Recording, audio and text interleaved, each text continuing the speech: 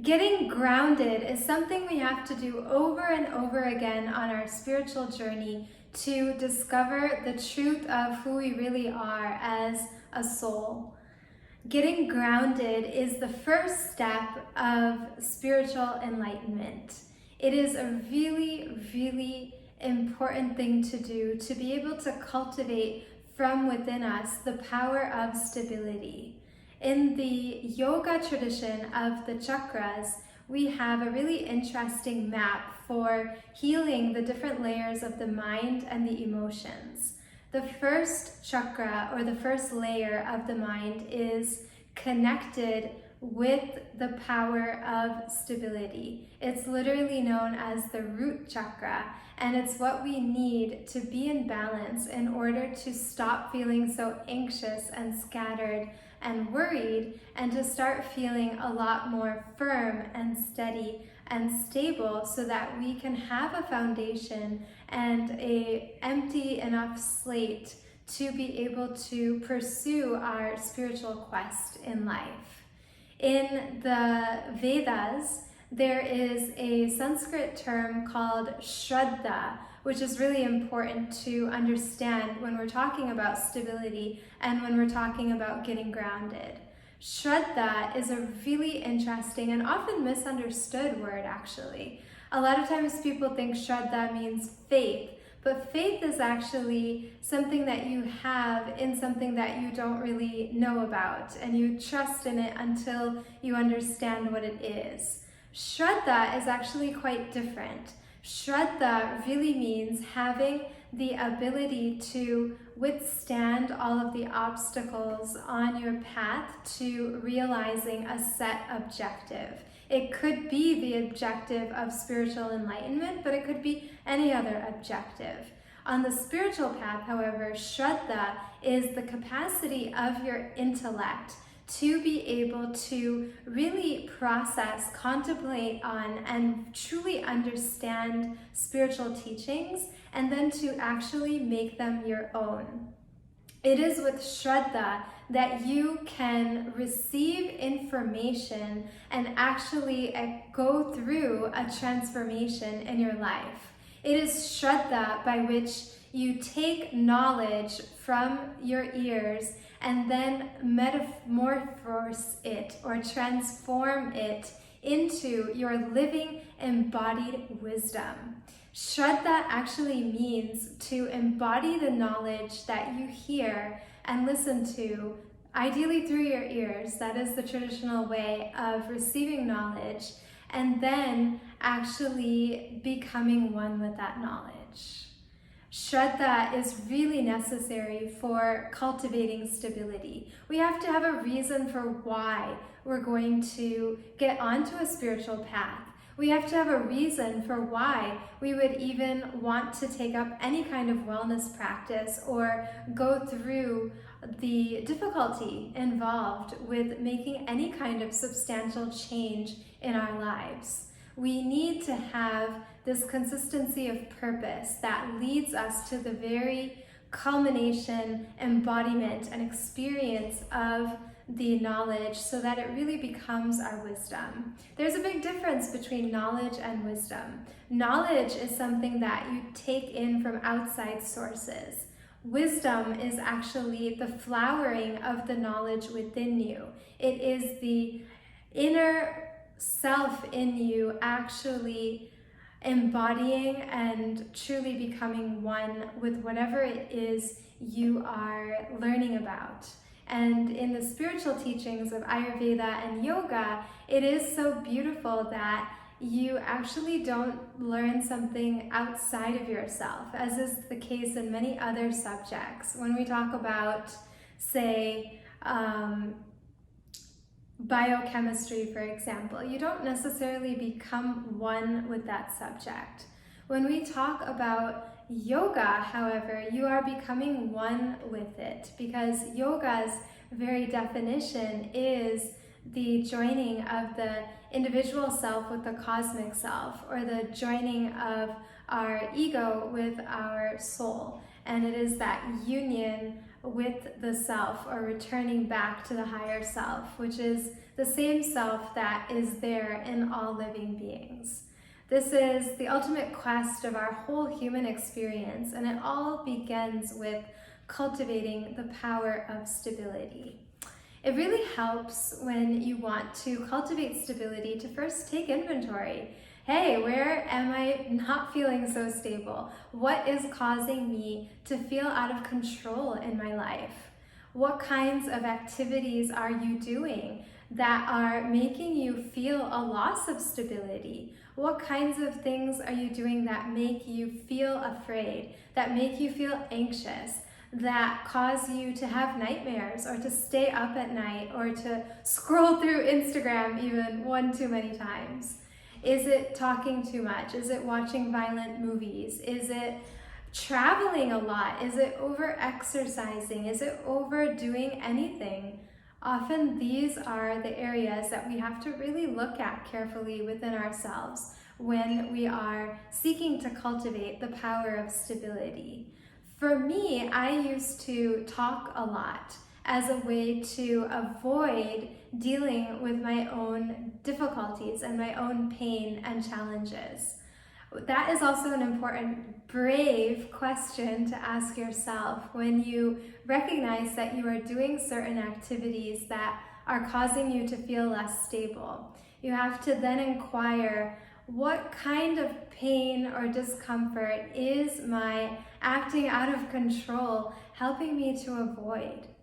It's a really big question, and the word quest is always contained in the word question. When we dare to ask ourselves these kinds of very powerful and deep questions, they help us to actually go on a quest, on a spiritual journey, to really ultimately get to the core of who we are as human beings, and to get to the core of our human life. In the ancient Vedic spiritual tradition, it is said that true yogis are those who actually wait for difficulties, because it's only in the difficulties, it's only in the challenges and the obstacles of life and the things that cause us to lose our grounding that we actually have the ability to transcend the duality of pleasure and pain, of good and bad, of joy and sorrow, and to actually know who we are, which is the soul, or the higher self within, that goes beyond good and bad, that goes beyond pleasure and pain, that transcends all of these opposites that we are confronted with in our human life, and that we develop likes and dislikes towards. It's our own likes and our own dislikes and our own attachments and our own aversions that actually are our greatest obstacle on the spiritual path. We will have difficulties from the outside, no doubt, in life. But what we are cultivating through cultivating the power of stability and getting grounded into our spiritual quest and our spiritual mission in life is the ability to not create more difficulties from the way that we react blindly to the outside challenges. When we have a challenge, we start to see it then as an opportunity to really know our strength. Because without the difficulty, without the challenges, how would we know how strong we are? That is why Lord Ganesha, the elephant-headed remover of obstacles, is said in the Vedic spiritual tradition to be also the provider of obstacles, because it's only with the obstacles that we get to go beyond the obstacles. So we even look at those as being a gift from the divine. It's also very interesting because the elephant animal is also connected with the first chakra. When you think about an elephant, they are a pure embodiment of the earth element, which is connected to this first chakra. Elephants are really firm, they're really steady, they're really strong, and we want to become like that by cultivating the power of stability. When we talk about this cultivation, I have developed a 6-step method to help you take on the power of practice, because it's really practice that allows us to be able to develop the flower of stability and grounding in our lives. To be able to do a practice, and it could just be a very simple practice like exercising daily, you have to first set an intention for it. It really helps to write down that intention so that it solidifies it in your mind. Then it is very helpful to reach out for support. You may want to work with a personal trainer. I found it really helpful to work with a trainer online. I've never done this before, and I've never really gone so much into fitness and exercise as I have during the pandemic, but it's just been amazing to have that support on the journey. After having some support and after deciding what it is you want to do, then you need to also then retreat inwards. We want to reach out, but then we want to reach in. And when we retreat inwards, we are giving ourselves the ability to really cultivate Shraddha, to really cultivate that ability that we take in support, we take in knowledge, we take in information, but then how do we process that? How do we really internalize that? That's what we have to do inside. That's our inner work and our inner homework to be able to really transform with whatever it is we want to do, to actually make it a part of us. And then once we have done that, we may find that a lot of emotions come up to the surface. We do things that are destabilizing because often we're running away from our own feelings. Therefore, step number 4 is to feel all of your feelings. This actually requires a lot of courage and a lot of bravery. And it is so important to do in our culture that teaches us not to feel our feelings and to always put up a strong front. We need to feel whatever comes up to the surface bravely.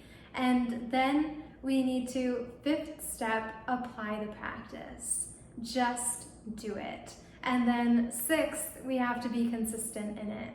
Consistency of purpose is what is actually going to cultivate stability from within us.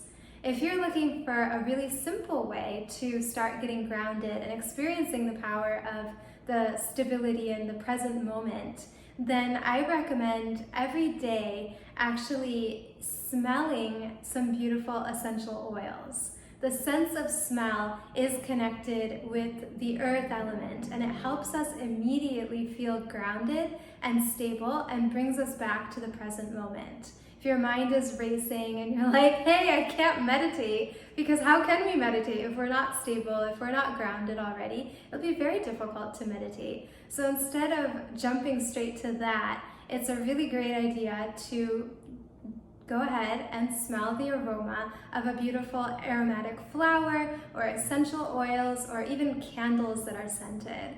And when you cultivate your sense of smell, really take it in. It helps to even close your eyes and really inhale this beautiful scent. And I'm actually wearing jasmine essential oil right now, so I smell it on my wrist, and it's just such an immediate feeling of well-being that comes over, and it brings us back into the moment where we have maximum power to be able to shape our lives as we will, and to commit really to the kind of practices and to embodying the kind of spiritual teachings that will transform our lives and connect us with the power that is actually our true nature. I had the pleasure of sharing about getting grounded with the power of stability last Friday at the Well in person. It was our very first in-person session where we are going through the 5 great elements of Ayurveda. I am really looking forward to sharing about the water element next Friday, which is June 25th from noon to 12:45 p.m. in New York at the Well on 15th Street and 5th Avenue. We are going to do a really special water cleansing ritual. If you have a lot of negative emotions and traumatic memories and painful experiences that you are confronting and you don't know how to really let go of them and let go of their grip upon you, I'm going to teach you a really, really powerful transformational practice to be able to cleanse yourself and start your life again fresh. It has personally helped me so much, and I am really honored to be able to share that with you. Hope to see you soon.